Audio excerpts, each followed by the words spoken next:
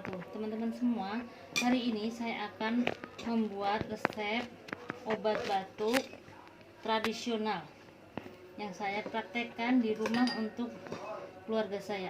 Pertama-tama, kira-kira 4 atau 3 ruas kencur.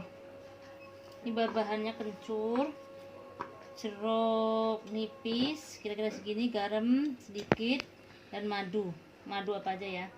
Nah, ini airnya kira-kira 50 ml. Nah, ini kita blender sampai halus.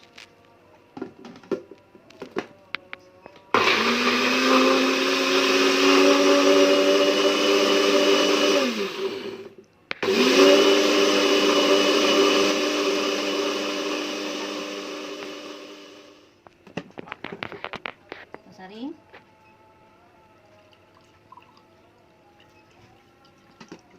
Nih garamnya kita masukkan. Nah, sendoknya kita pakai buat.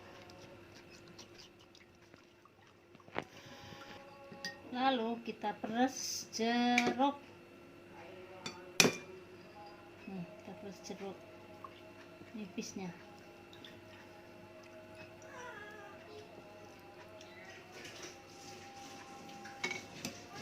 Kita kasih madu kurang lebih 1 sendok teh.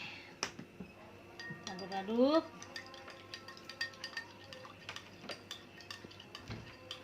Bismillah.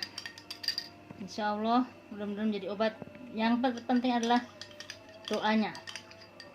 Yakin mudah-mudahan jadi obat. Amin.